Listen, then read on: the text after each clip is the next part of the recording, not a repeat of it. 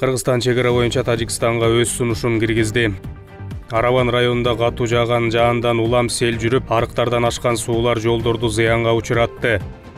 Баткенде ипотекалык үйлөрдү куруу пландалууда.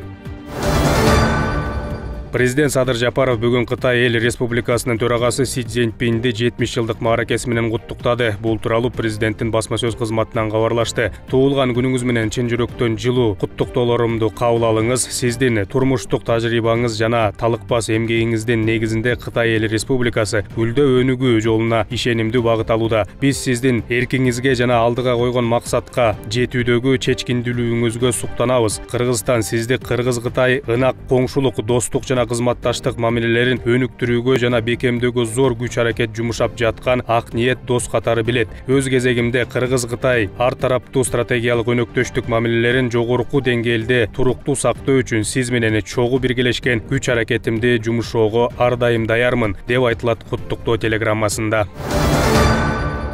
Кытайдын Циндао шаарында Бишкек мэри Эмилбек Абдыкадыров менен Циндао шаарынын мэри Чжао Хаочжинин жолугушуусу өттү. Муниципалитеттен билдиришкендей, жолугушуунун максаты Бишкек жана Циндао шаарынын ортосундагы эки тараптуу кызматташтыкты талкуулоо жана чыңдоо, ошондой эле алардын ортосундагы бир тууган шаар мамилелерин өнүктүрүү мүмкүнчүлүктөрүн изилдөө болуп саналат. Жолугушууда Бишкек мэри шаарларды өнүктүрүү, инфраструктуралык долбоорлорго инвестиция тартуу, маданият жана билим берүү сыяктуу түрдүү тармактарда кызматташуунун маанилүүлүгүн белгиледи. Тараптар шаар куруу, инфраструктураны өнүктүрүү жана жашоого ыңгайлуулукту жана туруктуулукту жакшыртуу үчүн экологиялык чаралар боюнча да пикир алмашты. Эскерте кетсек, бир тууган шаар мамилелерин түзүү боюнча келишимге 2021-жылы кол коюлган. Ошондой эле Циндао өкмөтү Дэн Сяопинь проспектисиндеги паркты жакшыртуу үчүн 600 000 юань грант бөлгөн. Президент Садыр Жапаров менен тажиктердин башчысы Эмомали Рахмондун Чолпон Атада өткөн жолугушуусунда кыргыз тарапы чегара маселеси боюнча тажик тарапка сунуш киргизгенин Кыргыз Республикасынын Коопсуздук кеңешинин катчысы Марат Иманкулов биринчи радиого маек куруп жатып билдирди. Президент Жапаров өз позициясын айтты. Бизде саясий эрк бар. Тажикстанга да башка өлкөгө да эч кандай аймактык дооматыбыз жок, деди Иманкулов. Ал ошондой эле жолугушуулардын биринде эмне үчүн алыскы тарыхка кайрылбаш керек экендигин тамашачынга салып айтканын эскерди. Мен бир жолугушууда тамашалап кыргыз каганатын эстейли. Ал кандай кенен аймактарды ээлеген. Мындан 50-100 жыл мурункуну карасаң, көп нерсени өзгөртүүгө туура келет. Чегара көйгөйү бир гана дипломатия аркылуу чечиле турган маселе. Эки өлкөнүн лидерлеринин жолугушуусунда президентибиз өзүнүн сунушун айтты. Алар карап жатышат, деп сөзүн жыйынтыктаган Коопсуздук кеңешинин катчысы. Буга чейин ал чегара боюнча өкмөттүк комиссиялардын сүйлөшүүлөрүндө тажик тарап 1924-1927 жылдардагы карталарды колдонуу керектигин билдиргенин айткан. 14-июнь күнү Араван районунун Төөмойын айыл өкмөтүндө катуу жааган жаандан улам сел жүрүп, сугат арыктарынан ашкан сел суулары унаа жана ички чарбалык жолдорду зыянга учураткан. Бул тууралуу Өзгөчө кырдаалдар министрлигинен билдиришти. Маалыматка ылайык, жеринде жарандык коргонуу комиссиясы жумуш алып барууда. Учурда сел сууларынан келтирилген зыяндын көлөмү такталууда.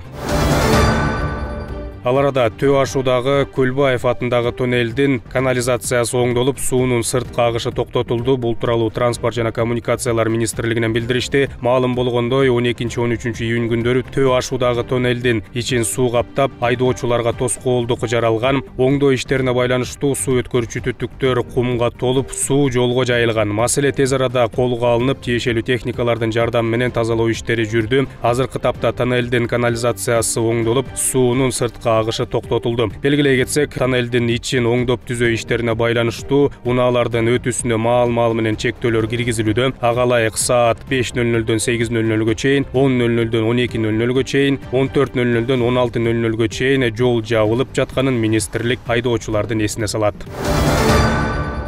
Баткенде 3 тараптуу кол коюлган келишимдин алкагында ипотекалык үйлөр курулат. Бул тууралуу президенттин облустагы өкүлчүлүгүнүн басма сөз кызматынан билдиришти. Маалыматка ылайык, документке мамлекеттик ипотекалык компаниясынын, Баткен облустук курулуш жана инженердик инфраструктура башкармалыгынын жана Баткен районунун Аксай айыл аймагынын өкүлдөрү кол коюшту. Келишимдин алкагында ипотекалык 20 турак үй Баткен районунун Аксай айыл аймагынын Таштөбө участкасына курулат. Алар турак жери 12 сотук болгон жер тамдар болот. Ушундай эле 20 9 үй Лейлек районунун Колунду айыл аймагына да курулаары пландалууда. Мамлекеттик ипотека 25 жылга 4% менен берилет. Бул үйлөрдү турак жайы жок, муктаж жарандар ала алат. Учурда документтештирүү иштери жүрүүдө. Курулуш иштери ушул жылдын күз айларында башталат.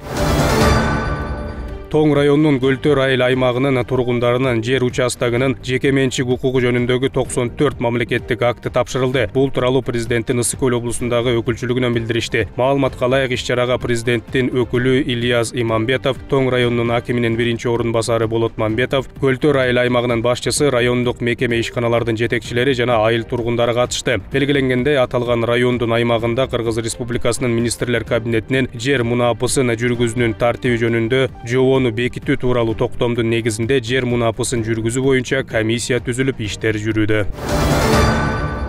Кыргызстан менен Беларустун маданият мекемелери кызматташат. Мындай макулдашуу маданият, маалымат, спорт жана жаштар саясаты министринин биринчи орун басары Кайрат Иманалиевдин Беларустун маданият министринин орун басары Сергей Саракач менен жолугушуусунда белгилүү болду. Маданият министрлигинен билдиришкендей, тараптардын жолугушуусу Беларустун Кыргызстандагы маданият күндөрүнүн алкагында өттү. Ошондой эле жолугушууга Бишкек шаарында жайгашкан театр, оюн, зоок мекемелеринин искусство жана маданият тармагындагы окуу жайлардын жетекчилери катышып, эки өлкөнүн маданият мекемелеринин кызматташуусу макулдашылды. Эки тараптуу жолугушуунун жүрүшүндө маданият тармагында, анын ичинде театр ишмердүүлүгү, китепкана жана музей иштери жана окуу жайлар, кино боюнча байланыш түзүү жана аны өнүктүрүү боюнча артыкчылыктуу пикирлер талкууланды.